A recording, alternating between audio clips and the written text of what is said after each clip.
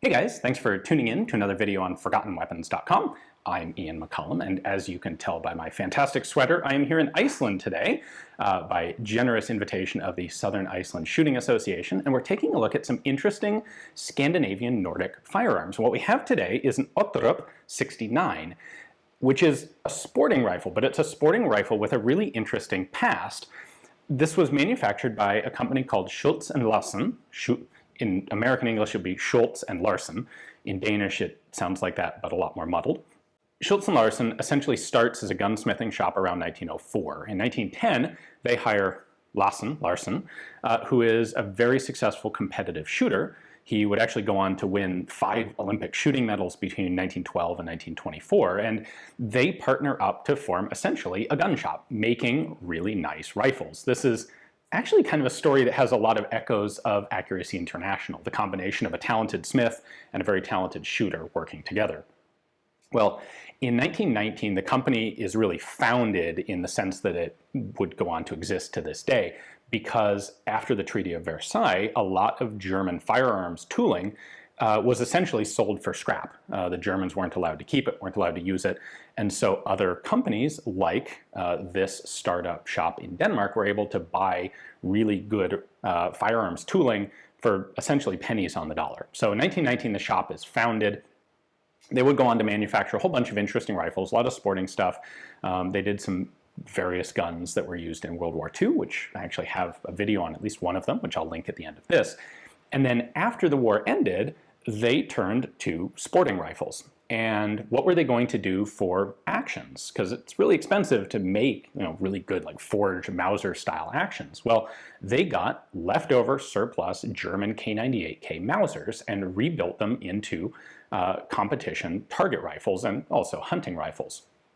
So there would be several iterations of this starting in the 1950s. There's a 52 pattern, there's a 58 pattern, and then there's this, which is kind of the final perfected iteration, which is the 1969 pattern.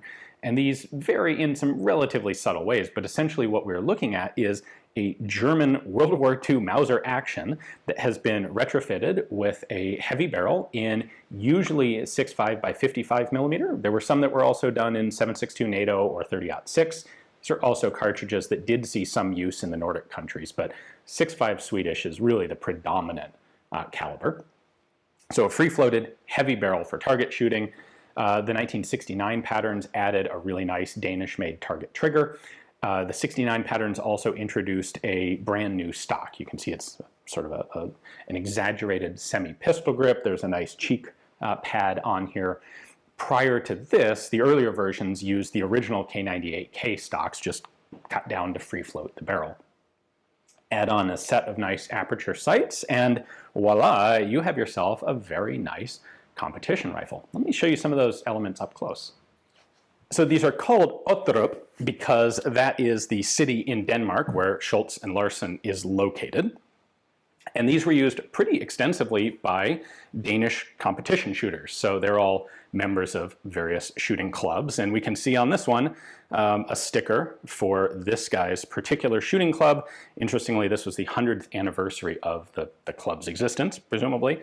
So they put on a cool little commemorative sticker on the stock, which is still there today. But obviously, this was being used as a competition rifle back in the 1970s.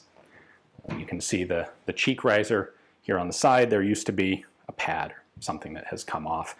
This is in exactly the condition that it was sold out of Denmark, not so much surplused, but the Danish Shooting Sports Association used these.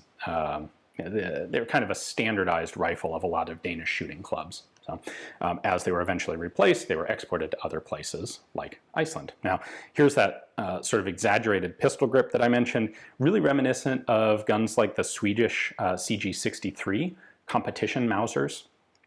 Gives you a really good grip on the gun. The trigger in here is a Danish target trigger. That's one of the distinctive elements of the 1969 pattern. These were all commercial guns, so it's not like there's a really formal progression like you would see with a lot of military standardized firearms. But in 1969, the fancy package includes the new trigger and the new production stock. Now, some of the earlier guns were retrofitted with one or both of those elements, so again, it's not a written in stone sort of thing, but we've got our aperture sight, adjustments for windage and elevation. The original German bolt handle here, it matches itself, but it is not matched to the receiver of the rifle. No big deal, given that they were rebarreling these things anyway. The headspace is going to be all brand new, so matching bolt's not really a thing. And then the bolt handle was bent just slightly downward. The receiver, as I said, is an original German World War II K98k receiver, and if you look at 100 different Otterup rifles, you will find 100 different makers and years of manufacture of Mauser. So this is a really early one. This is a pre-war 1936 rifle. See, it doesn't use Waffenamps. It predates the use of Waffenamps as the proof marks there. And then there's the original serial number and side rail designation. But the barrel is marked 6.5 by 55. And on the top here, Schultz Larsen, Otterup. The bolt action is completely unchanged. It's still a 5-round magazine, although Swedish stripper clips are a little bit wider than German 8mm clips. And so the stripper clip guides on these were in fact widened out so that they can use stripper clips in their new caliber. One of the options available was to have a rail on the underside here for a hand stop or a sling swivel. This particular rifle doesn't have one, but some did. Of course, the barrel is free-floated. On the earlier patterns, you would have the original K98k stocks, but cut down to about this length. And then one of the other distinctive features of the 1969 pattern guns is that the front sight is a single piece that has been press-fit onto the barrel. Earlier versions simply dovetailed a front sight into the barrel. This is more solid, more secure. You've got your aperture sight insert in there that can be changed out to whatever the competitor prefers. We have a couple stickers here on the front of the gun, and this is also pretty common to see on these as a legacy of their Danish competition use. Robert Madsen was the guy who owned this for a while. I think this is probably his street address. And then there are some stickers that are marked D, D, S, G, and I. And I'm not even going to attempt the Danish, but that translates to the Danish Shooting, Gymnastics, and Sports Association. That was the overseeing body of competition shooting in Denmark. So stickers like this will indicate a particular match that was shot or an annual inspection of the rifle to make sure that it meets all of the competition rules. I don't have any exact numbers, but quite a lot of these were made. They're still fairly common in Denmark, and a number of them, like this one, have made their way into Iceland, as well as other Nordic countries.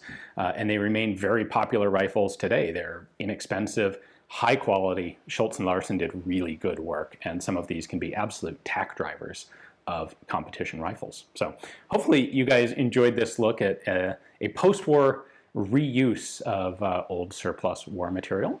Thanks for watching.